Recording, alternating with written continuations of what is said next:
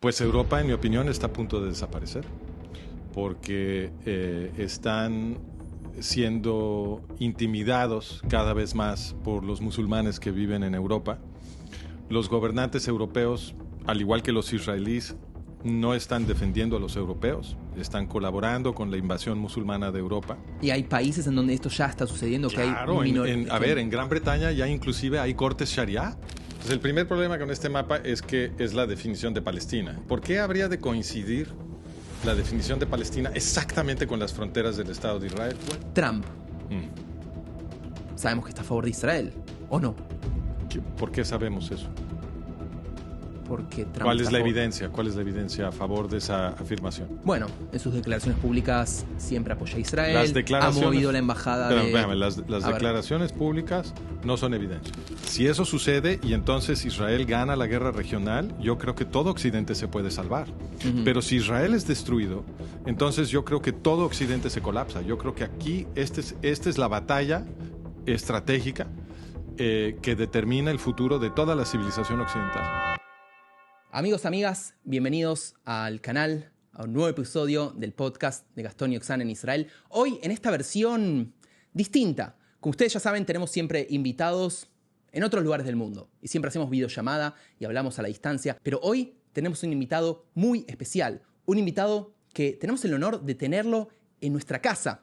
Y no es para menos, porque, amigos y amigas, estamos hablando de un antropólogo, un historiador, una de las personas más destacadas, influyentes en lo que respecta a Israel, a la historia del Medio Oriente y a un montón de cosas más que seguramente a ustedes les interesa muchísimo.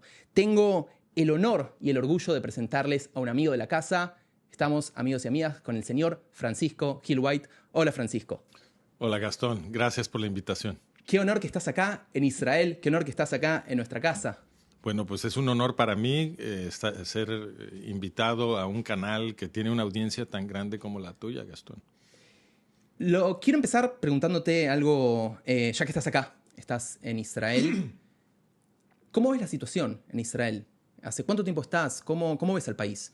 Pues mira, tengo 2 semanas aquí, ya termina mi viaje, me regreso mañana. Pero lo que he podido observar me ha preocupado todavía más de lo que estaba yo antes, porque lo que veo es que no se está componiendo la problemática de la política israelí, sino que se está profundizando esa problemática. O sea, se está volviendo... lo que yo veo es que la gente que gobierna Israel no está tomando las decisiones que debería de estar tomando para proteger a la población judía israelí, sino que están más bien dejándose presionar por ejemplo, el gobierno estadounidense. No están respondiendo a las agresiones de Qatar. Al contrario, están negociando con Qatar. Y no veo ningún indicio de que estén dispuestos a cancelar Oslo, que implicaría no solo sacar a Hamás, yo creo que sacar a Hamás de Gaza es como muy obvio. Hamás acaba de cometer una atrocidad. Ese era uno de los objetivos de la guerra. Se suponía, pero ahora lo que estamos viendo es que el gobierno de Israel está negociando con Hamás y que Hamás pues se está quedando en Gaza. Entonces, no veo que se esté componiendo la situación y por lo tanto estoy más preocupado de lo que estaba antes. Sin embargo, lo que también he visto ha sucedido en este viaje es que nos hemos aliado con un canal de comunicación que es Arutz Tov, y a través de Arutz Tov estamos pudiéndole llegar a más gente en Israel. Y también me da esperanza que hemos podido conversar con Moshe Feiglin, y yo creo que Moshe Feiglin sí representa una verdadera alternativa al liderazgo, bueno, no lo quiero llamar liderazgo, al conjunto de gente que se ostenta como líderes judíos y que están dirigiendo la política israelí. Para las personas que no te conocen, que quizás es la primera vez que oyen de Francisco en nuestra audiencia, ¿cómo te definirías? ¿Quién es Francisco? ¿Cómo me definiría? Bueno, pues como dijiste tú, soy antropólogo y ahora también historiador. Digo ahora también porque mi doctorado es en antropología sociocultural y evolutiva. Pero mis intereses antropológicos, que estaban centrados sobre el racismo y el conflicto étnico sobre todo, me llevaron al estudio histórico de varios conflictos étnicos y sobre todo el conflicto árabe-israelí. Y eso a su vez me fue seduciendo al estudio de toda la historia occidental y del impacto del pueblo judío en la historia occidental. Y entonces llevo muchos años haciendo mucho trabajo. ¿Cuántos años? Pues llevo haciendo trabajo histórico desde hace más de 20 años. Wow. O sea, no es algo reciente, algo de la guerra del 7 de octubre, que ha comenzado tu interés sobre Israel. Es algo que venís tratando y hablando hace muchísimo tiempo. Es correcto. Yo me interesé en esto a raíz de mi interés previo en el racismo y el conflicto étnico. Uh-huh. Y a partir de que me contrataron en la Universidad de Pensilvania en un centro de investigación para estudiar el conflicto étnico, uh-huh. Ahí empecé a interesarme mucho en el conflicto árabe-israelí porque ese era uno de los, uno de los principales temas de ese centro de investigación. Entonces ahí fue cuando yo empecé a estudiar la historia del movimiento árabe-palestino por un lado y del movimiento sionista por el otro. Entiendo que no es la primera vez que estás en Israel, ¿correcto? Esta es mi cuarta visita. Tu cuarta visita.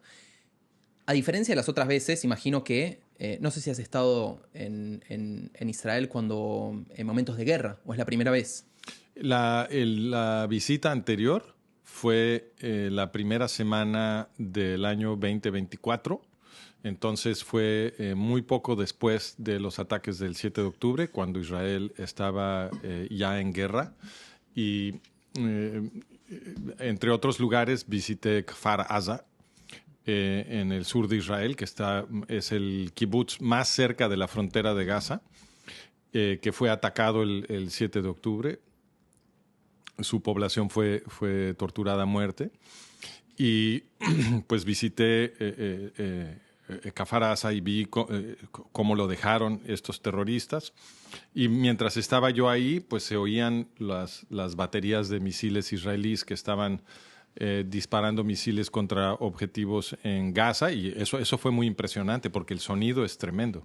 Claro, y esa es una de las cosas que es difícil de mostrar a la gente, de transmitir, cosas que se viven acá en el día a día, sobre todo en lugares tan cercanos a lugares en conflictos como en el norte o en el sur, en Gaza. ¿Qué dirías que son cosas que la gente, estando tan lejos, no entiende sobre lo que sucede acá en el territorio? Yo creo que la gente entiende muy poco de lo que pasa aquí. ¿Sí? Sí, y yo creo que lo más difícil para la gente que está afuera es entender el comportamiento de la clase gobernante israelí.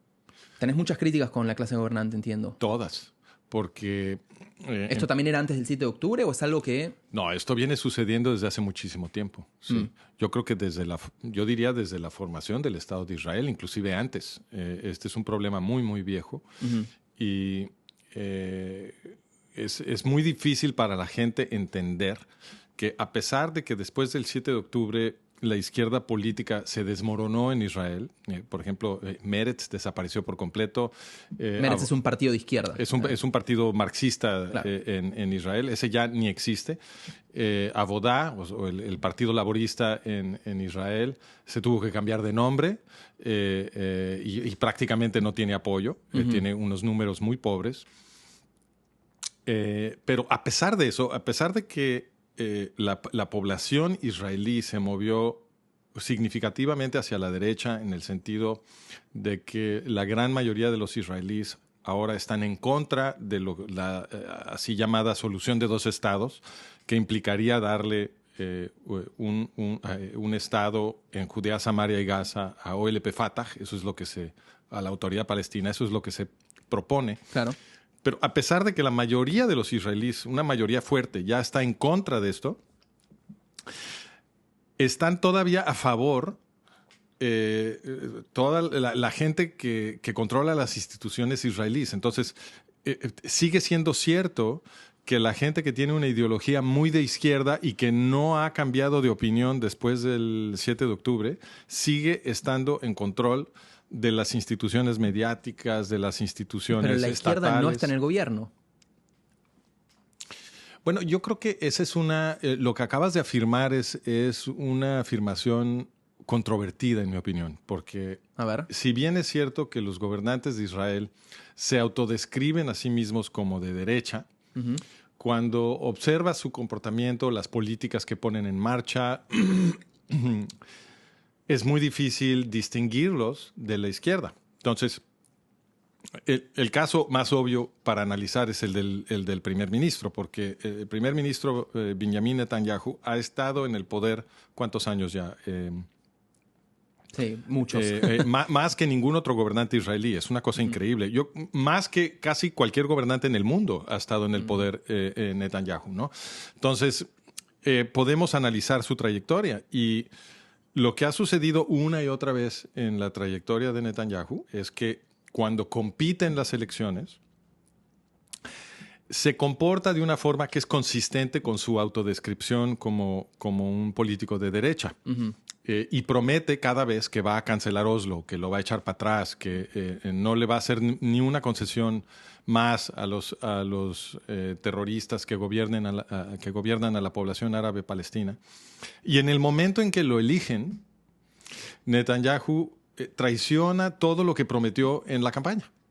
Y de hecho, ha avanzado el proceso de Oslo en algunas etapas, inclusive más rápido que los gobernantes que se autodefinen como de izquierda. Entonces, Netanyahu es el que firmó el acuerdo del río Wai, es el que entregó Hebrón, es el que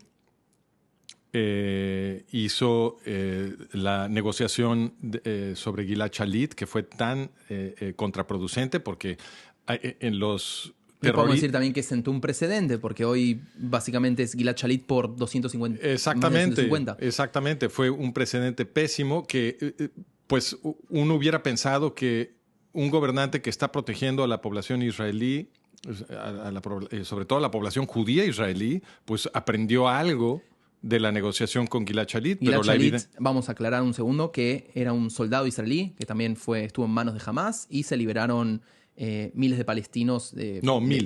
Mil terroristas. 1000 terroristas a cambio de un solo soldado. Un soldado que se llamaba Gilad Shalit. Así es. Y eso es básicamente lo que venimos viendo ahora, esencialmente. Claro, pero lo que es todavía más importante de ese ejemplo histórico es que los organizadores, incluyendo Yahya Sinwar, del 7 de octubre, son terroristas que fueron liberados en ese intercambio. El arquitecto del 7 de octubre fue liberado en el intercambio de Gilad y Shalit. algunos otros que participaron en la planeación del 7. Entonces, el verdadero intercambio, y esto yo lo he explicado en distintos espacios, el verdadero intercambio que se hizo con Gilad Shalit fue Gilad Shalit a cambio de 1.200 civiles asesinados. Se sacrificaron 1.200 civiles israelíes, más 250 rehenes, a cambio de un soldado israelí. O sea que para vos lo que estamos viendo ahora, la liberación de terroristas va a tener un precio en el futuro de forma inevitable. Obviamente,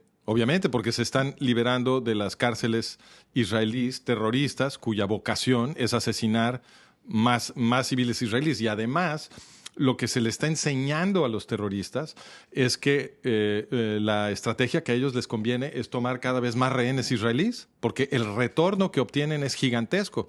Lo que le debería de estar enseñando el Estado de Israel a los terroristas es que no hay ningún retorno a secuestrar israelíes, que hay un costo cuando secuestran israelíes. Es novedosa tu postura, que veo que criticas a Netanyahu y en general al gobierno desde la derecha, porque muchas críticas que conocemos en el mundo, que escuchamos en el mundo, son que vienen de izquierda, de partidos de izquierda, de países en donde el gobierno tiene una tendencia izquierdista, y eso me lleva a Europa.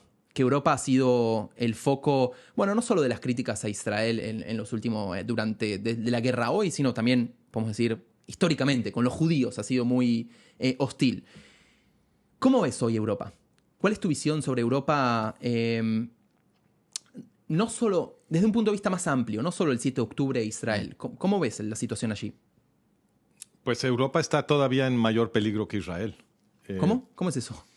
Pues Europa, en mi opinión, está a punto de desaparecer, porque están siendo intimidados cada vez más por los musulmanes que viven en Europa. Los gobernantes europeos, al igual que los israelíes, no están defendiendo a los europeos, están colaborando con la invasión musulmana de Europa.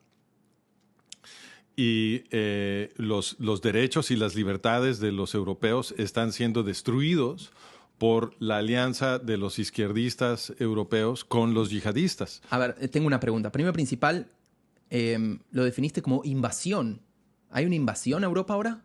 ¿Cómo es eso? Es una invasión informal, pero es una invasión. Es decir, se está llenando Europa de musulmanes que no son inmigrantes normales. Es decir, no es gente que va al país simplemente para vivir en el país y hacer su vida, sino que tienen una proporción muy grande de estos musulmanes tiene una ideología que es la destrucción de la civilización occidental.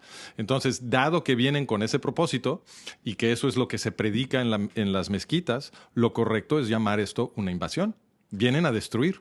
Claro, los valores democráticos que conocemos hoy en las sociedades occidentales, primero principal lo damos por sentado y no son algo que hay que dar por sentado. El amor al prójimo o los códigos que tenemos de convivencia y la forma en que vivimos, los códigos que se viven, por ejemplo, en Europa, estas son tradiciones que vienen de los valores judeocristianos. Correcto.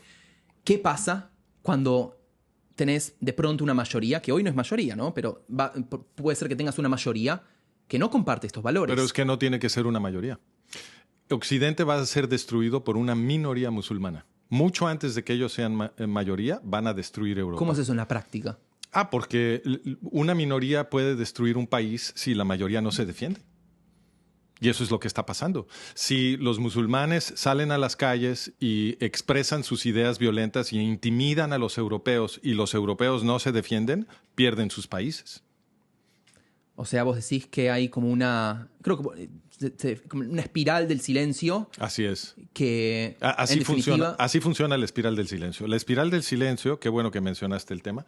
La espiral del silencio es un proceso en el cual una minoría ruidosa, precisamente porque es ruidosa, mientras que la mayoría es silenciosa, produce la impresión en la gente que está observando que la minoría es una mayoría. O sea, si tú tienes una minoría ruidosa que defiende una posición y no ves al resto de la gente, a la mayoría, oponerse a la posición que la minoría expresó, entonces la impresión que se lleva la gente que está observando es que la mayoría que no ha dicho nada está de acuerdo con la ruidosa minoría. Uh-huh. Y a través de ese proceso, la gente solita se va intimidando porque la mayoría cree que está en la minoría y entonces no se atreven a moverse. Y para cuando la minoría destruye entonces el país que se proponía destruir, ya es demasiado tarde. ¿Cómo ves esa destrucción? Porque a veces es difícil imaginarlo. ¿A qué llamas una destrucción? Que la minoría puede destruir un país. La minoría lo que tiene que hacer para destruir un país en Europa es simplemente irse apoderando de las instituciones o a través de la intimidación, forzando o reclutando el apoyo de gente que está en la mayoría y que empieza a colaborar con las metas de la minoría. Uh-huh. Y hay países en donde esto ya está sucediendo. Claro, que hay en Gran Bretaña ya inclusive hay cortes sharia. Uh-huh. ¿Qué es la ley islámica? Pues la ley islámica. ¿Qué está haciendo una corte sharia de ley islámica en Europa? Uh-huh. Por favor, la ley islámica es en sí una violación de los derechos humanos y las libertades occidentales que tanto esfuerzo y sangre costó construir y defender en los últimos siglos en Occidente. Y las cortes sharia lo que hacen es destruir esos derechos y libertades. Las mujeres en el Occidente moderno obtuvieron toda clase de libertades que no existían antes del Occidente moderno y todas esas libertades son abolidas por la Sharia, por darte un solo ejemplo. Uh-huh. Entonces, ¿qué está haciendo una corte Sharia en Gran Bretaña? Que es, desde muchos puntos de vista, Gran Bretaña es el origen de las libertades modernas en Occidente. Lo cual es paradójico también porque hay ciudades en Inglaterra, o en Gran Bretaña, mejor dicho, que es peligroso caminar por ellas. Es peligroso, sobre todo siendo israelí o judío. Bueno, hay inclusive... Birmingham, por ejemplo. Sí, hay inclusive zonas en las ciudades europeas ahora donde la policía ya no entra. en inglés les dicen no-go zones, zonas prohibidas en donde las fuerzas del orden público no entran. Porque pues habría que preguntarle a los gobernantes por qué no entran. Uh-huh. Pero el caso es que ya no entran y entonces ahí los musulmanes ya se están autogobernando con sus propias cortes, con sus propios sistemas y poco a poco está creciendo la mancha de orden musulmán dentro de Europa. Claro, volviendo a lo que estábamos hablando antes, yo creo que es algo que la gente que cuesta dimensionar o entender es que los extremistas islámicos, los yihadistas, no están combatiendo contra Israel o en última instancia contra los judíos. Están combatiendo contra el modelo de las tradiciones, de los valores judíos. Están contra el principio del derecho de igualdad ante la ley judía. Claro. Contra la piedad cristiana, claro. Contra el derecho romano, contra Cierto. todo eso están combatiendo. No están combatiendo contra los judíos o contra Israel. Hoy es contra los judíos y contra Israel. En el momento que termine esto, bueno, o en paralelo. Precisamente por eso me preocupa tanto Europa, porque lo que yo veo en Europa es muchísimo antisemitismo y creciendo. Y justamente lo que necesitan los europeos para defender su propia civilización es aliarse con los judíos y con el Estado de Israel, que están en el frente peleando contra el yihadismo. Si Israel gana una victoria decisiva contra sus enemigos regionales y libera Gaza, Egipto, Líbano, Siria, Irak, Irán, ¿ok? Y produce... Muy ambicioso, sí, eso es... ¿Por qué te parece muy ambicioso? Acabamos de ver que Hezbollah no puede con el ejército israelí. Acabamos de ver que Hamas no puede con el ejército israelí. Siria no puede. Irán no puede. A ver, las defensas aéreas de Irán fueron destruidas sin perder un solo avión caza israelí. Entonces, la superioridad militar de Israel es aplastante. La única razón de que Israel no ha ganado todavía esta guerra regional, peleando contra todos sus enemigos al mismo tiempo, es que los gobiernos de Europa y de Estados Unidos, y sobre todo el gobierno estadounidense, han insistido en que Israel pierda la guerra. Y los gobernantes de Israel se han comportado como los sirvientes de estas potencias extranjeras y no como los líderes de Israel. Entonces, esa es la razón de que Israel no haya ganado la guerra. No es descabellado sugerir, después de ver el desempeño de los soldados israelíes, que ha sido verdaderamente asombroso, sugerir que Israel puede, con relativa facilidad, ganar la guerra regional. Y el día que lo hagan, le habrán asestado un duro golpe al yihadismo que además va a inspirar a los europeos a pelear por el futuro de sus propias sociedades. Nosotros en todo Occidente aprenderíamos del ejemplo israelí y seríamos inspirados por el ejemplo israelí a hacer lo mismo. ¿Y para vos es una condición sine qua non que eso suceda para que Europa se despierte? ¿O es un proceso, es decir, es un proceso irreversible lo que está pasando ahora en Europa y depende ya de actores externos para salvar Europa, en tus palabras, o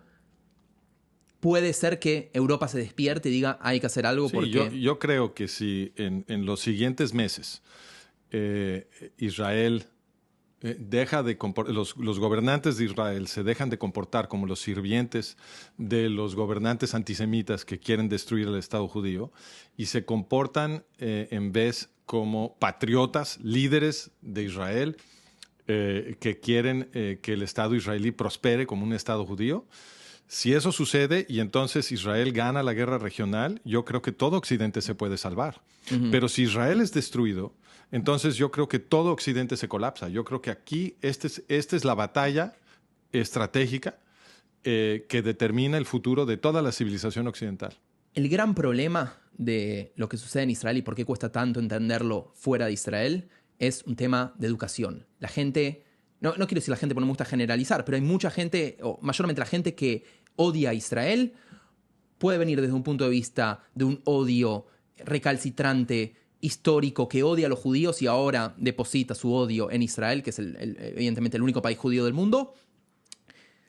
Pero también hay una gran parte que es ignorancia. Realmente no sabe lo que está sucediendo o ve cosas falsas en internet, ve videos, ve imágenes manipuladas. Yo he visto cada imagen hecha con inteligencia artificial de cosas que supuestamente suceden en Gaza, cosas que realmente es inentendible cómo una persona pueda creerlo. Simples pero bueno, mentiras. Sí. O también números de cuando hay un ataque aéreo de Israel, en menos de 2 minutos ya se sabe la cantidad exacta de muertos que hay. No tiene ningún sentido en ningún otro lugar del mundo cuando ocurren cosas así, que hay un ataque o no sé qué. Siempre hay tiempo, se estudia cuántos cuerpos. No, ahí ya saben exactamente cuántos. Bueno, cuántos hay. lo que pasa ahí es que los medios de información aceptan cualquier cosa que diga Hamás. Entonces, si Hamás dice que aquí se murieron 3 o aquí se murieron 10,000 o lo que sea, Claro, pero ellos reportan la cifra como si estuviera confirmada. Cualquier cosa que diga Hamás, los medios lo reportan como si estuviera confirmada. Cualquier cosa que salga de Gaza, cualquier información que salga de Gaza, sabemos que está manipulada por Hamás. Eso está claro. No, no está manipulada por Hamás. Es mentira de Hamás. Ellos son los que producen la información, la presunta información. Ese es el problema, el gran problema. Pero también el gran problema, el segundo gran problema, es que esto es replicado por medios internacionales occidentales sin la más mínima, no sé, ¿cómo podemos decirlo? Sin la mínima duda. Es como, bueno, lo que dicen ellos es palabra santa, lo publicamos. Y dicho esto, traje algo especial. Venga. ¿Que querés decir algo? No, nada más. Nada. Venga lo que trajiste. A ver. Es una sorpresa. Hablando del tema de educación, hemos visto un mapa muy, muy famoso que está en... Ese es un mapa, voy a mostrar la cámara, es un mapa que lo vemos en internet desde que yo soy adolescente y internet recién comenzaba. Ya estaba este mapa. Sí. Que básicamente lo que muestra es como en 1946, todo lo que es Israel ahora era Palestina, o por lo menos así dice. Después el plan de eso es lo que afirma el mapa. Claro, lo que afirma, estoy hablando de lo que afirma el mapa. Después tenemos el plan de partición, que vemos que es mitad-mitad. Después vemos durante el 49 al 67, que los territorios tenemos más claro Judea y Samaria, o Cisjordania, Israel y acá la Franja de Gaza. Y después, en el 2012, que fue la última actualización de este mapa, vemos que hay una pequeña como islita de territorios palestinos e Israel es todo lo blanco. Ahora, esto lo que induce es que Israel se come territorios palestinos como si fuese un Pac-Man y tiene una ambición voraz de territorios y quiere expandirse. Pero este es el mapa de la mentira. Y traje esto para mostrártelo y para que hables de este mapa porque sé que tenés mucho para decir sobre esto. Bueno, mira, este mapa... Puedes mostrarlo a la cámara si querés. Sí, el primer problema con este mapa es que la definición de... ¿Ahí se ve o no se ve? Un poquito más arriba. ¿Sí? Ahí, perfecto. Okay. Pero si quieres bajarlo un poco así se te ve la cara también. Ok. Okay, Ahí está. Ahí está. Okay. Entonces, el primer problema con este mapa es que es la definición de Palestina. Entonces, si te fijas, el primer mapa está definiendo Palestina con las fronteras del Estado de Israel. Y eso es muy curioso. ¿Por qué habría de coincidir la definición de Palestina exactamente con las fronteras del Estado de Israel? Vuelvo un paso antes. ¿Qué había en 1946 en ese lugar? En 1946 esto se llamaba el Mandato Británico de Palestina. ¿Okay? Pero lo que quiero señalar, que es muy interesante, es que en este periodo de 1949 a 1967, cuando Judea y Samaria, que son estos territorios, aquí está Judea, acá está Samaria, y Gaza, ¿cierto? Esos territorios estaban controlados por Egipto y por Jordania. Entonces, claro. Jordania, en la guerra de 1948, se sentó ilegalmente sobre Judea y Samaria, y Egipto se sentó ilegalmente sobre Gaza. Y durante ese periodo se formó la Organización para la Liberación de Palestina, que todo el mundo la reconoce como la que oficialmente habla por los árabes palestinos. Y en la constitución de la Organización para la Liberación de Palestina, que fue escrita publicada en 1964, cuando se forma la OLP, se afirmó en el artículo 24, me parece que fue, que los territorios de Judea, Samaria y Gaza no son parte de Palestina.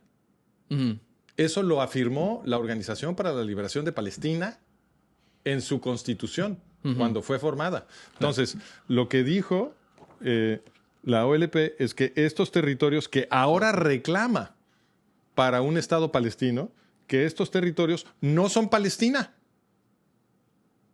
Entonces, si la Organización para la Liberación de Palestina está diciendo que estos territorios no están incluidos en Palestina, cuando la organización es creada en 1964, o sea, dentro de este periodo, la pregunta es, ¿por qué ahora reclaman precisamente estos territorios para un Estado palestino? ¿Y por qué negaron que esto era Palestina?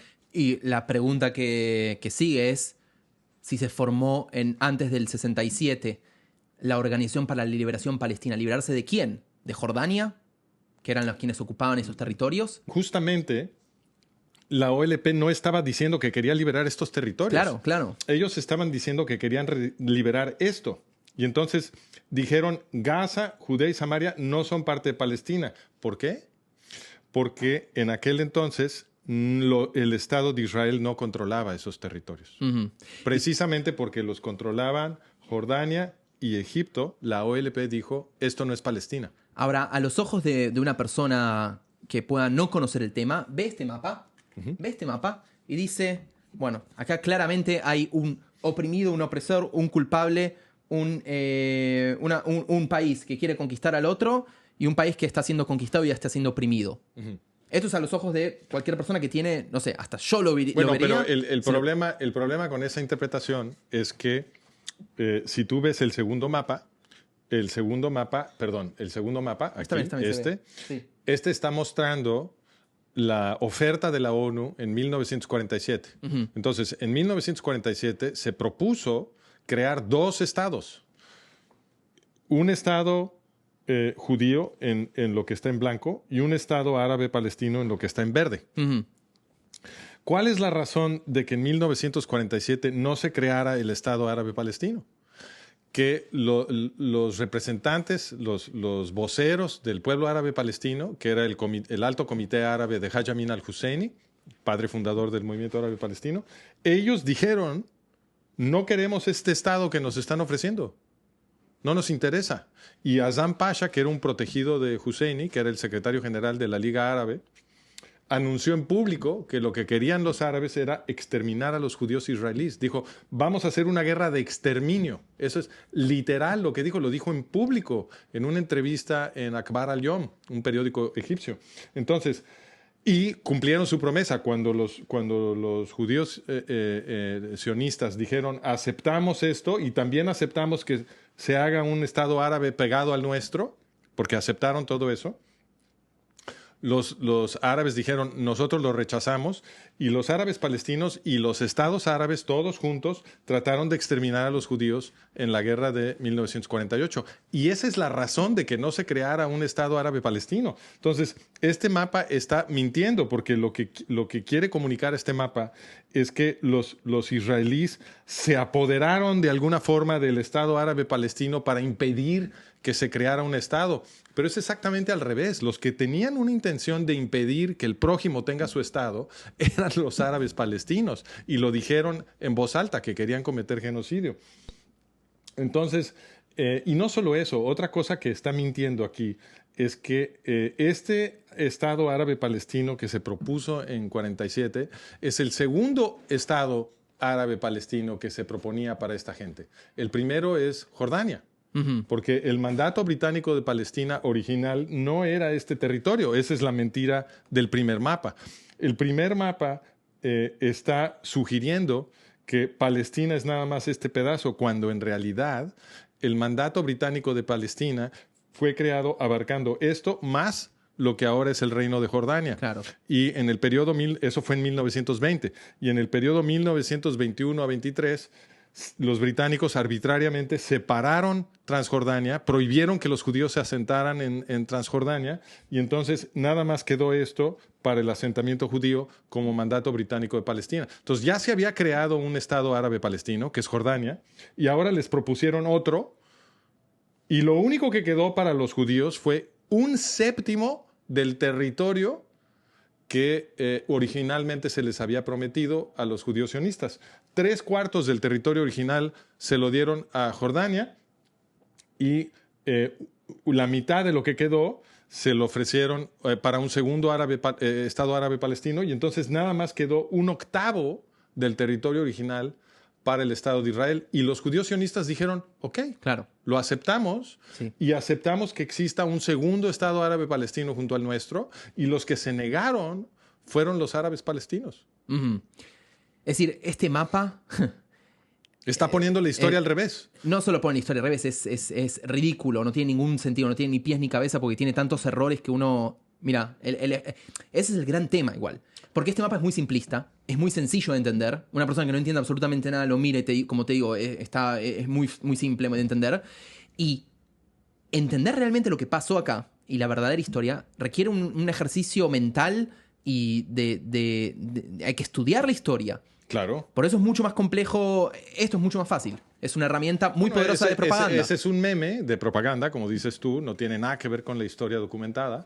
Pero si tú ya tienes un sesgo en contra de los judíos, si ya te enseñaron en la escuela que los sionistas son racistas y todas las tonterías que les dicen en los medios, etcétera, pues tú ves ese mapa y estás seguro de que te está representando correctamente la historia de cómo esta presunta Palestina fue despojada. Pero mira, te voy a dar un detalle muy interesante. A ver. En la Constitución de la Organización para la Liberación de Palestina afirman que las fronteras de Palestina son las que dibujó el Imperio Británico. No puede haber mayor absurdo. ¿Por qué? Porque se supone, lo que le dicen a todo mundo, es que hay un pueblo milenario árabe palestino que supuestamente estaba ocupando esa tierra durante siglos y que siempre había tenido una identidad palestina y todo esto. Se dice para que entonces los judíos sionistas parezcan invasores, parezcan colonialistas, imperialistas, etc. Pero fíjate nada más lo que está diciendo la Organización para la Liberación de Palestina, la OLP. Dice en su constitución que los que saben cuáles son las fronteras de Palestina son los imperialistas, colonialistas, infieles, extranjeros. El Imperio Británico. Y es un gran problema para el argumento pro-palestino, porque los británicos produjeron 2 definiciones de Palestina, no una. En 1920, la definición de Palestina de los británicos incluía todo Transjordania. Entonces, ¿por qué la OLP no escogió esa definición que le daría mucho más territorio a Palestina, ¿cierto? Entonces, eso es muy extraño. ¿Por qué no agarraron la definición de 1920 que les daría muchísimo más territorio? Una vez que haces esa pregunta a un lado y dices, bueno, aceptaron la definición de 1922 que reduce Palestina a 1/4 del territorio originalmente definido, ¿no? Esa es la que le gustó a la OLP. Pero luego la siguiente pregunta es, ¿por qué dijeron que Judea, Samaria y Gaza no entraban? O sea, es lo que dibujaron los británicos menos Judea, Samaria y Gaza. ¿Por qué definieron Palestina así? Porque era Jordania la que controlaba Judea, Samaria, y era Egipto el que controlaba Gaza. Es decir, la OLP siempre define Palestina como el territorio en el que están sentados los judíos, porque el único propósito de la OLP con su argumento de liberar Palestina es matar judíos. Yo muchas veces siento que hablamos en frecuencias distintas, que nosotros, o en el mundo occidental, hablamos de fronteras, de territorio, de, bueno, en este año le dimos este territorio, pero al final no aceptaron y esto, y se puede solucionar si le damos esta tierra a cambio de esto. Y del otro lado, los palestinos, mi sensación, corrígeme si me equivoco, es que todo esto es una máscara. En realidad, en su fundamento, y lo podemos leer también en la carta fundacional de Hamás, llaman abiertamente al exterminio de los judíos en Israel y en el mundo. Es decir, todo esto de los territorios, de dame esto, te intercambio, al final es como que entre nosotros decidimos saber cuál es la mejor solución, pero no bueno, es, que es otra frecuencia. Si quisieran un territorio, si la razón del conflicto fuera tierra, entonces se hubiera resuelto en 1947. Le dieron prácticamente toda la tierra del mandato británico de Palestina a los árabes palestinos. A los judíos les ofrecieron 1/7 de lo que les habían prometido. O sea, tú tendrías que, para estar de acuerdo con el movimiento árabe palestino, que lo que quiere es borrar al Estado de Israel del mapa, tú tendrías que estar de acuerdo que a los judíos no les toca nada. que es justo negarle a los judíos cualquier estado propio, aunque fuera un séptimo del originalmente prometido. Esa es la posición que uno debe de tomar para estar del lado del movimiento árabe palestino. Y esa es una posición, en mi opinión, antisemita. Y no puede justificarse alegando que pues esta nunca ha sido tierra de judíos. Por favor, no tiene sentido. Esta siempre ha sido la tierra de los judíos. No, siempre. Si hay algún pueblo que tiene una conexión con un pedazo de tierra, es el pueblo judío. Y además, ahí siempre han vivido judíos, porque a la gente le encanta borrar el hecho de que ha habido presencia continua de judíos en esa tierra desde que tenemos historia. Entonces, si la tierra es de toda la gente que vive ahí, pues entonces esa tierra es de árabes y judíos y podemos crear un estado para los árabes y otro para los judíos. Claro. Pero los árabes palestinos nunca han estado de acuerdo. Bueno, para ser más precisos, los gobernantes de los árabes palestinos nunca han estado de acuerdo con que exista ningún estado judío de ningún tamaño. No, es algo que yo también consumo muchas noticias y estoy en foros y veo la realidad por ejemplo, de Argentina o de otros países. La ignorancia con la que a veces se trata el tema de hablar de tierras, de esto. Yo he visto en marchas incluso pidiendo por una Palestina libre, secular y socialista. Y uno dice, esta gente nunca en su vida vive en otro planeta. Pero ¿qué querría? Sí, en otro planeta, porque justo la pregunta ahí es, ¿qué quieren decir con libre? Porque los árabes palestinos viven bajo gobiernos totalitarios, ya sea los que viven en Gaza aplastados por Hamás o los que viven en Judea y Samaria aplastados por la autoridad palestina. Entonces, dado que estas organizaciones han hecho pomada a los árabes palestinos y los asesinan en el momento en que osan expresar alguna opinión que difiere de lo que quieren los gobernantes en Gaza o en Judea y Samaria, pues lo que podemos esperar, si se permite un gobierno de estas organizaciones sobre los árabes palestinos, es que ellos van a ser esclavos. Entonces, la Palestina libre que estas turbas en Occidente están pidiendo es una ficción. Si tú quieres árabes palestinos con un chance de libertad, lo que deberías de estar pidiendo es que Israel destruya a estas organizaciones terroristas que los oprimen y que gobierne a los árabes palestinos, porque la única manera de tener árabes libres, al parecer, en Oriente Medio, es que los gobierne Israel. Los árabes israelíes son los árabes que más derechos y libertades y garantías tienen. Quiero llevarte ahora a otro terreno. Nos movemos del Medio Oriente, pasamos por Europa, hemos hablado de Europa, pero ahora quiero llevarte a Estados Unidos, al continente americano. Porque creo que tenés una opinión interesante, única, distinta a lo que solemos oír en las redes sociales o en general. Trump. Sabemos que está a favor de Israel, ¿o no? ¿Por qué sabemos eso? Porque Trump ¿Cuál es la evidencia? ¿Cuál es la evidencia a favor de esa afirmación? Bueno, en sus declaraciones públicas siempre apoya a Israel. Ha movido la embajada las declaraciones públicas no son evidencia. Porque decir algo al micrófono a Trump no le cuesta absolutamente nada. Pero podría no hacerlo.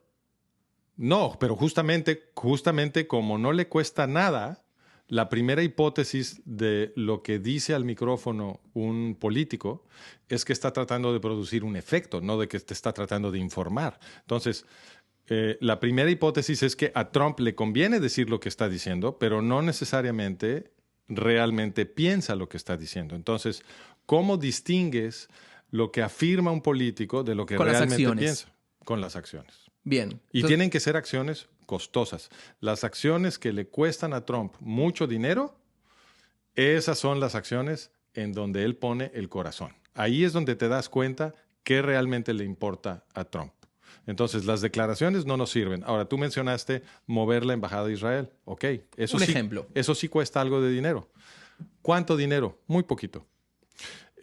Por lo tanto, cuesta tan poquito dinero mover la embajada de Tel Aviv a Jerusalén que ese tipo de comportamientos, en mi opinión, también deben de ser interpretados como comportamientos simbólicos para producir un efecto. ¿Qué es lo que sí cuesta mucho dinero? Mucho dinero. Pues $6,000 millones. $6,000 millones cuestan exactamente $6,000 millones. Es muchísimo dinero. Y ese es el dinero que Estados Unidos liberó para Irán, un enemigo mortal de Israel que promete exterminar a su población algunos meses antes del ataque del 7 de octubre. O podemos hablar de $100 millones, que cuestan exactamente $100 millones. Y eso es lo que le envió poquito después de iniciar la guerra entre Hamas e Israel, el gobierno de Estados Unidos a Hamas. ¿Ok? Y eso es Pero para estamos hablando empezar. de Trump, ¿no? Claro. Entonces, ¿qué hizo Trump? Trump... Igual tenés un punto lo que decís. No, pero es verdad. No estábamos hablando todavía de Trump. Tienes toda la razón. Pero ¿qué sí ha hecho Trump? Bueno, tenemos una interpretación de que Biden es enemigo de Israel. En parte porque Biden quería forzar a Israel a establecer un cese al fuego con Hamas en vez de destruir a Hamas, que es lo que sería conveniente para la seguridad de los judíos israelíes. Biden no logró que el gobierno israelí firmara ese cese al fuego con Hamas, pero Trump sí lo logró. Y el acuerdo que logró Trump es prácticamente idéntico al que estaba pidiendo Biden. Entonces, si Biden es un enemigo por insistir en un cese al fuego con Hamas, ¿cómo es que Trump, que logra un acuerdo idéntico al que quería Biden, es un amigo? Bueno, nunca se sabe qué hay detrás de ese acuerdo. Quizás Trump hizo algunas promesas que Biden no hizo. Quizás, no sé, estoy... Pero ¿por qué no puedes decir que Biden hizo unas promesas de las que no te has enterado? Porque quizás Israel pensaba que no las iba a cumplir.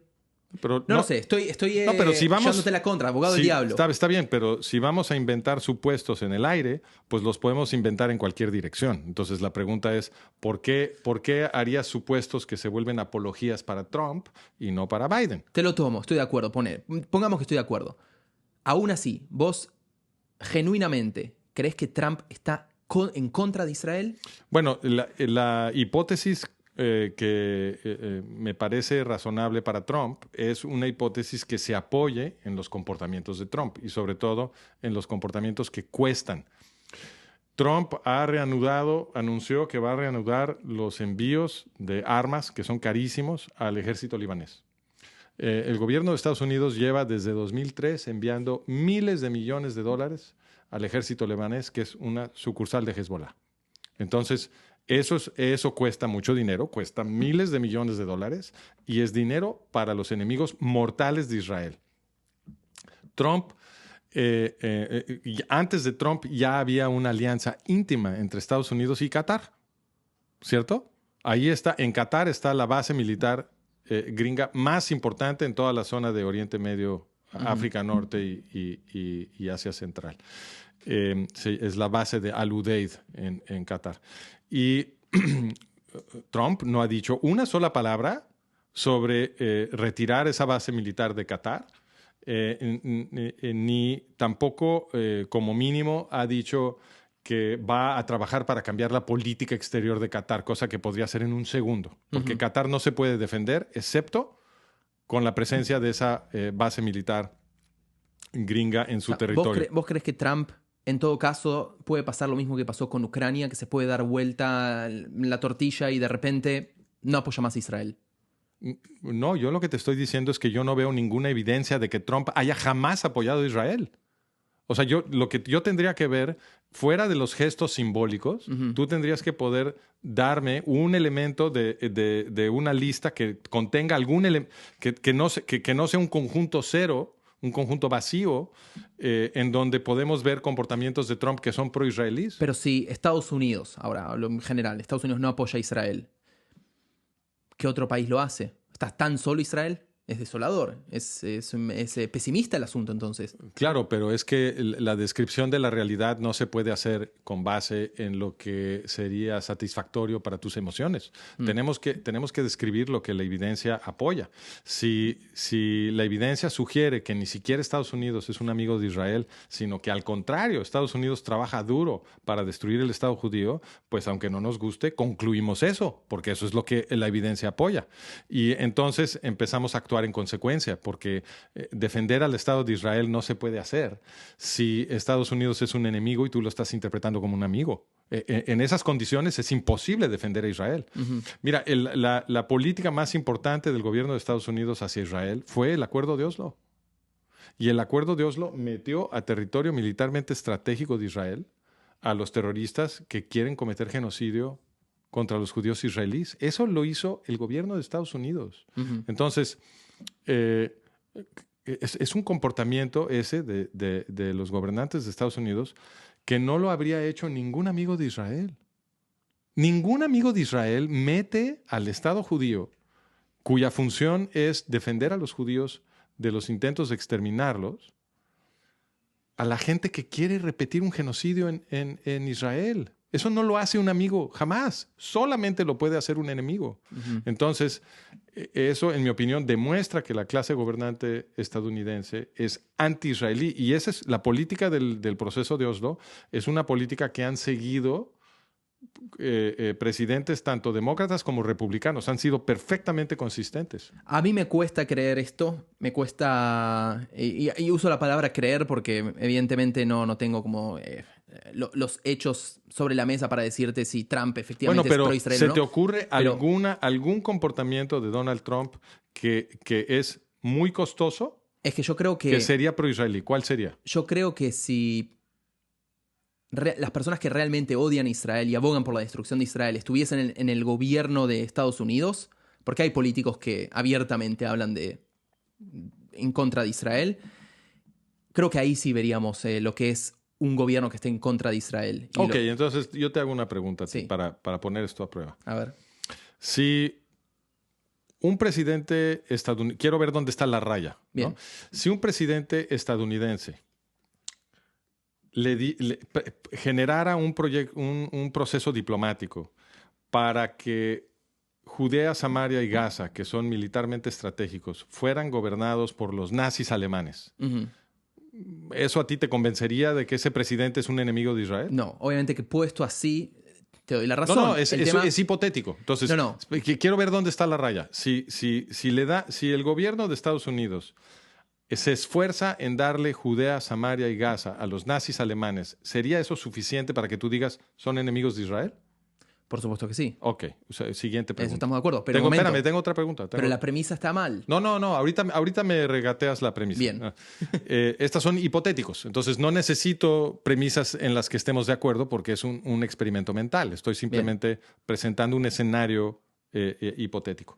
Otro escenario sería: si un gobernante estadounidense se esforzara por darle Judea, Samaria y Gaza, que repito, son militarmente estratégicos, a Irán, ¿eso te convencería de que son enemigos de Israel? Por supuesto que sí. Bueno, OLP Fatah, la organización a la que sí le dieron Judea, Samaria y Gaza, por esfuerzo de los gobernantes de Estados Unidos, es una organización creada, como decíamos hace rato, por Haj Amin al-Husseini, que fue un alto nazi alemán. Haj Amin al-Husseini es, por un lado, el padre fundador del movimiento árabe palestino, pero él, después de organizar varias oleadas terroristas... Conocido también como el Mufti de Jerusalén. Esa persona, el Mufti de Jerusalén. Él organizó varias oleadas terroristas contra los judíos en el mandato británico de Palestina, y luego, cuando estalla la Segunda Guerra Mundial, se fue a Alemania y se convirtió en uno de los grandes líderes de la solución final. Él estuvo participando con los nazis en el exterminio de la población judía europea y dirigió el sistema de campos de muerte junto con Adolfo Eichmann, aunque casi nunca se menciona, pero está muy bien documentado y tenemos un artículo en el website con toda la documentación, tenemos un documental, etc. Tengo un libro entero sobre esto también. Bueno, esa organización, OLP Fatah, que fue creada por el verdugo nazi del pueblo judío europeo, porque Husseini después de la guerra creó al-Fatah, que luego se come a la OLP, esa organización es además la creadora del Irán yihadista de Ayatollah Khomeini. Porque fue Yasser Arafat y Mahmoud Abbas y su gente los que entrenaron y armaron hasta los dientes a las guerrillas de Khomeini que pelearon la revolución yihadista en Irán. Y le ayudaron a Khomeini, inmediatamente después de que tomó el poder, a crear su infraestructura terrorista en Irán. Entonces, fíjate nada más lo que pasó. los gobernantes de Estados Unidos crearon un proceso diplomático para meter una organización descendida de la solución final nazi y creadora del Irán yihadista que promete repetir la solución final en Israel. Entonces, se cumplieron ambas posibilidades hipotéticas que te harían a ti decir que el presidente de Estados Unidos es un enemigo de Israel. Se cumplieron ambas. ¿Y cuál es entonces el endgame de Estados Unidos? Destruir el Estado de Israel. ¿Para qué? No de Estados Unidos. Estados Unidos es un país muy grande que tiene más de 300 millones de personas. Esas personas no toman decisiones de Estado. Las decisiones de Estado las toma una pequeñísima camarilla de gente que tiene el poder de ordenar, de darle órdenes a las burocracias que determinan los comportamientos de Estado. Entonces, no es lo que gana Estados Unidos. Estados Unidos pierde. Es lo que gana este grupito. ¿Y cuál es el interés de este grupo? ¿No es algo, me suena como una conspiración? Claro. No, como una teoría conspirativa. Por supuesto que es una teoría conspirativa. ¿Y eso qué? ¿Qué importa que sea una teoría conspirativa? Lo único que importa es si explica la evidencia. ¿Okay?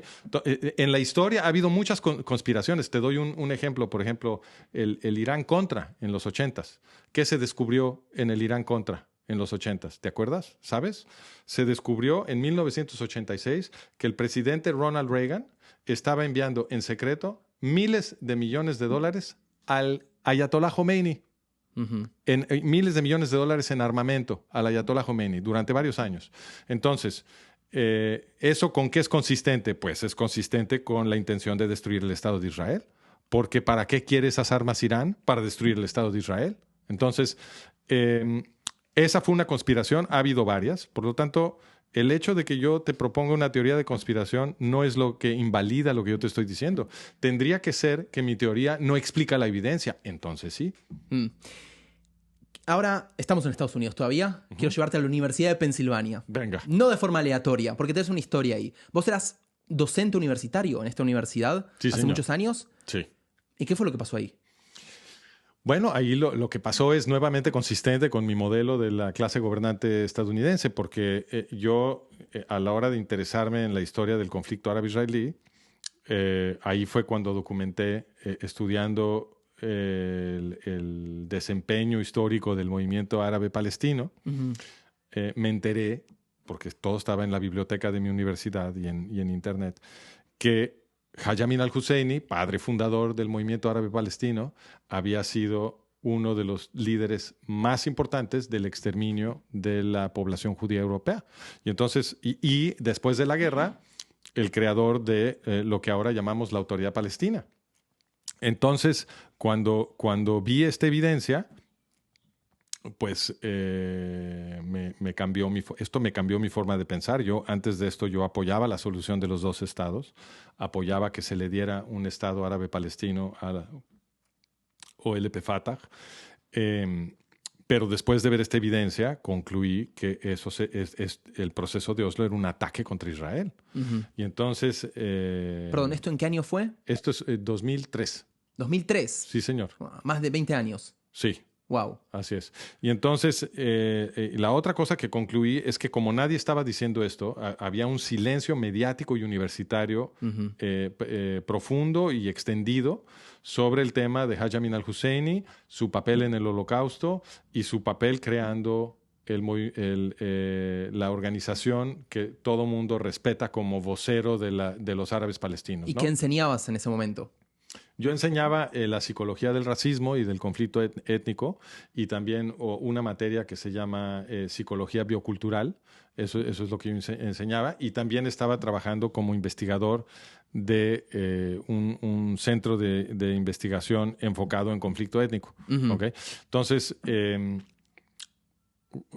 me cayó la ficha que como el sistema de medios y las universidades obviamente estaban suprimiendo esta información, nadie lo mencionaba, dije, bueno, pues lo voy a tener que decir yo, porque obviamente que esta es información muy relevante para interpretar qué está sucediendo en Oriente Medio.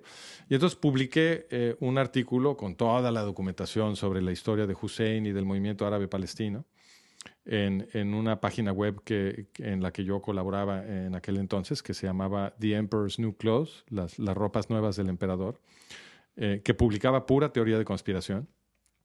Y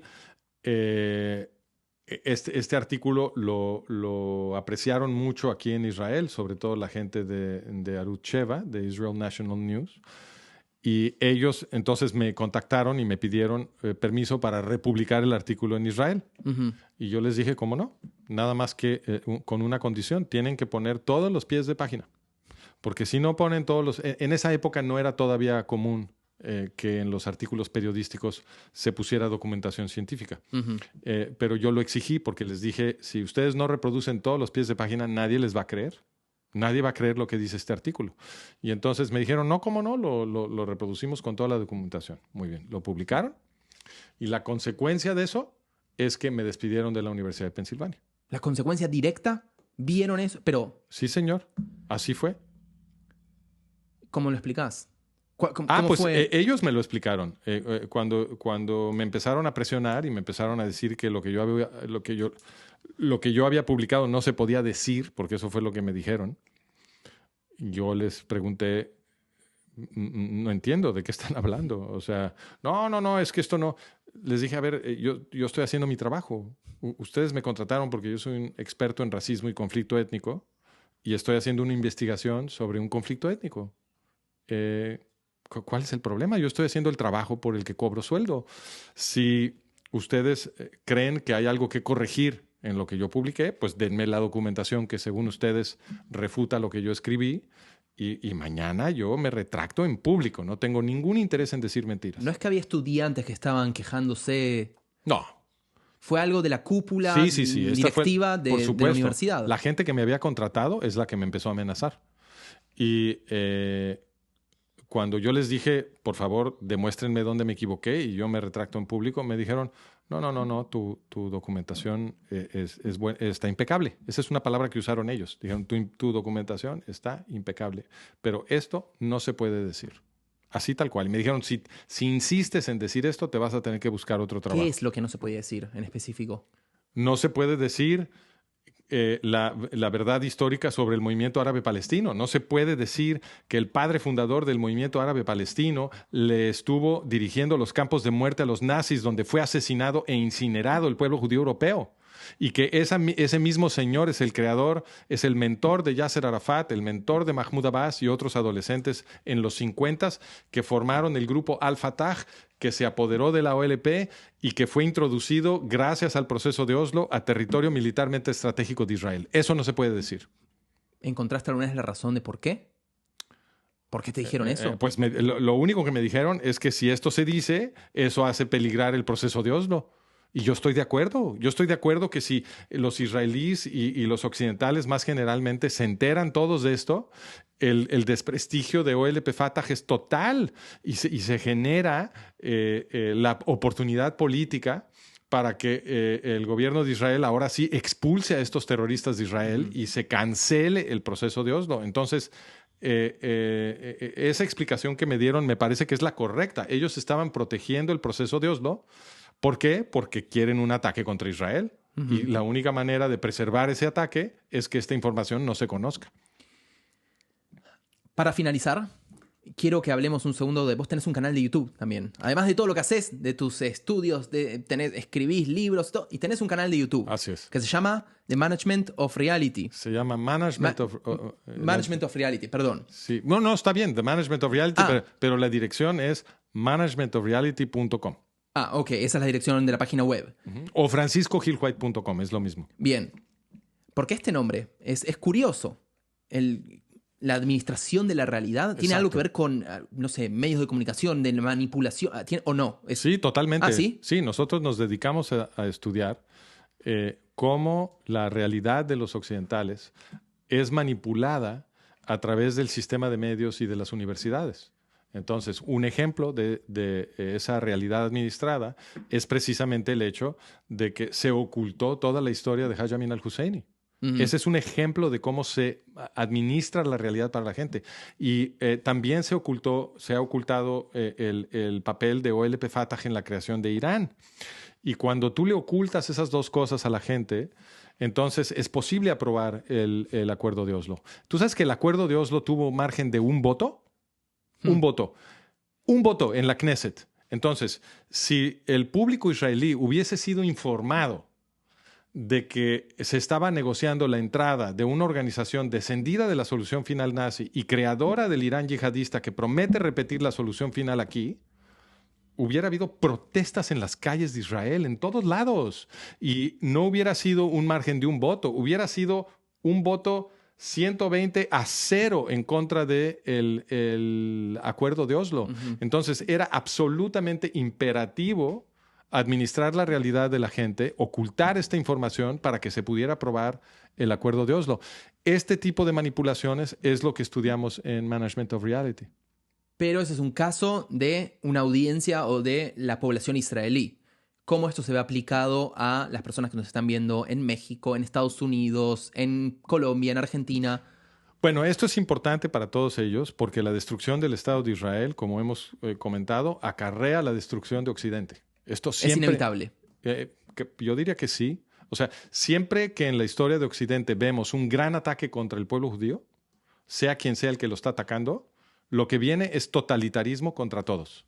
Lo vemos con los yihadistas, que son totalitarios y quieren hacer un exterminio de judíos, y que ya lo intentaron el 7 de octubre, ya lo iniciaron el 7 de octubre. Lo vemos con los nazis alemanes, que eran totalitarios y cometieron genocidio contra los judíos europeos y esclavizaron a todos los europeos que gobernaron, cientos de millones de personas, además de los más de 64 millones que murieron en la Segunda Guerra Mundial. Los boyardos rusos esclavizaron a toda la población rusa y cometieron ataques genocidas contra la población judía. Los inquisidores católicos, totalitarios, autores de una gran serie de masacres, expulsiones y conversiones forzadas de judíos que acabó con la vida judía en Europa Occidental. Lo vemos con los romanos, otra vez, totalitarios y además autores de un gran genocidio en el siglo I y II que, según los historiadores que lo estudian, en términos proporcionales fue mayor inclusive que el de Hitler. Y para atrás están los imperialistas greco-macedonios, también totalitarios, y también autores de un genocidio que los judíos recuerdan en Hanukkah. Entonces, hay una correlación perfecta. Siempre que el pueblo judío está siendo destruido, estamos viendo la imposición de totalitarismo sobre todos los occidentales. Es que eso es así. Las personas, los entes, lo que sea que odia la libertad, por definición está en contra de los judíos, porque el concepto de libertad está en la cúspide del judaísmo. Así es, la ley judía nace en una revuelta de esclavos. La ley judía, que tanto nos ha influenciado y nos ha ayudado a producir un mundo moderno, democrático, más compasivo, más orientado hacia la protección de los derechos y las libertades de todos los individuos, ¿no? Esa ley de Moisés, fincada en el mandamiento clave, amarás a tu prójimo como a ti mismo, ¿no? Según el rabino más influyente de todos los tiempos, que es Hillel el Viejo. Esa ley nace en una revuelta de esclavos, es decir, nace en la lucha por la libertad y contra la opresión. Y eso es precisamente lo que transformó a Occidente. Y por eso la gente que nos quiere oprimir a todos tiene una misión muy especial de destruir al pueblo judío, siempre, en cualquier siglo. Francisco, fue hermoso conversar contigo. Podría estar charlando horas. De hecho, me quedaron temas pendientes, muchos temas pendientes para hacer otros capítulos. Sé que lamentablemente mañana te vas de Israel, así que te agarramos en tu último día. Fue hermoso conversar contigo. No sé si querés cerrar el episodio con un mensaje para la audiencia, algo optimista, podemos decirles a las personas que nos están oyendo en otros lados del mundo. Claro, mira, el mensaje optimista, que sí lo tengo, es que yo percibo que sí hay un despertar que está sucediendo en la población israelí. No lo veo en los gobernantes israelíes, pero sí veo que los israelíes están empezando a desarrollar más escepticismo hacia sus gobernantes, hacia las políticas que han seguido. Están endureciendo su espina, están decidiendo luchar por el futuro del Estado judío, se están conectando cada vez más con su identidad judía, con su religión judía, están abrazando su identidad, que es un prerequisito para poder pelear por tu cultura y por tu país, ¿no? Tienes que tener una identidad sólida, si no, no sabes por qué estás peleando. Y veo a un político que es Moshe Feiglin, que está justamente centrando su mensaje sobre la recuperación de la identidad judía para cancelar el proceso de Oslo y expulsar a todos los terroristas del territorio israelí. Y ese es un mensaje que yo creo que todos los israelíes deben de escuchar y esperemos que sea un mensaje que reciba cada vez más audiencia y más apoyo, porque esto es lo que se necesita cambiar en Israel. ¿Dónde te puede encontrar la gente?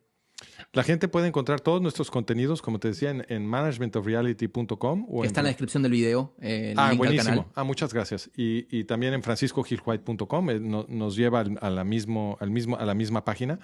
Y ahí van a encontrar videos, libros, artículos. Tenemos un curso para explicar este proceso histórico que estábamos tú y yo discutiendo, de cómo en toda la historia, no solo de Occidente, sino de toda Asia Occidental, hay una gran lucha de 4.300 años entre lo que yo llamo el semitismo y el antisemitismo. Y esta es la lucha en la que estamos todavía. Y el futuro de Occidente se va a decidir sobre esta cuestión. Si los occidentales nos aliamos con el semitismo, que quiere decir defender al pueblo judío, apoyar la salud y la seguridad del Estado de Israel, apoyar su lucha contra el yihadismo que tanto amenaza a todos los occidentales, entonces hay un futuro para Occidente. Si hacemos lo contrario, si dejamos que nuestros propios gobernantes y la izquierda woke occidental nos seduzcan al antisemitismo y a una alianza absurda, paradójica, contraproducente con los yihadistas, entonces lo que va a resultar es la destrucción de Occidente. Finalizo con la siguiente pregunta. Además, teniendo un historiador, creo que tiene otro condimento, otro sabor esta pregunta. Si pudieses elegir un momento en la historia judía en el que te gustaría haber vivido, ¿cuál sería? Puedes tomar la historia, todo el Tanaj, pongámoslo así. De hecho, yo no cambio este momento por nada. Ahora, elegirías este momento. Yo me siento muy agradecido de que estoy viviendo en este momento histórico, porque creo que este es un momento... tiene el sabor de una batalla final, lo que estamos viviendo. Es decir, que las consecuencias para todos los occidentales y por lo tanto para todo el planeta de lo que está a punto de decidirse en nuestra generación son consecuencias de muy largo plazo. De muy largo plazo. Si el yihadismo gana, en mi opinión, puede ser un game over permanente. Y si el semitismo vence a los antisemitas, si el pueblo judío es reconocido por los occidentales como el origen de todo lo que nosotros apreciamos en el occidente moderno y nos orientamos con la emoción de la gratitud hacia el pueblo judío, que yo creo que es la que corresponde de todos los occidentales hacia el pueblo judío, hacia el trabajo heroico milagroso del pueblo judío en la historia occidental, entonces hay un futuro para Occidente y creo que ese futuro puede ser también permanente, ¿no? Creo que si se logra cambiar ese chip y vencer definitivamente la propaganda antisemita para darnos una cosmovisión ya emancipada, liberada de la administración de la realidad que estamos estudiando en este esfuerzo, entonces yo creo que puede haber una paz permanente. Entonces, este es el momento en el que yo quiero vivir. Siendo historiador, no menos, ¿eh? Sí, no lo cambio por nada. Wow. Me parece que este es el momento más importante de nuestra historia y agradezco mucho a Hashem que me haya permitido ser testigo y también colaborador del pueblo judío en este momento histórico. Muchas gracias, Francisco. Muchísimas gracias. Amigos, amigas, si les gustó este episodio, los invito a dejar un like. También a suscribirse al canal si por alguna razón todavía no están suscritos a este hermoso canal, a Gastón Yoxan en Israel. Y también, de más está decir que vayan al canal de Francisco, visiten su canal, denle amor, suscríbanse también a su canal, miren sus videos porque tiene un montón de cosas para contar. Lo que vimos hoy en este poquito más de hora de conversación fue... Una probadita. Sí, necesitamos un microscopio para ver lo que es el contenido que tiene Francisco acá. Amigos y amigas, nos vemos en el próximo episodio.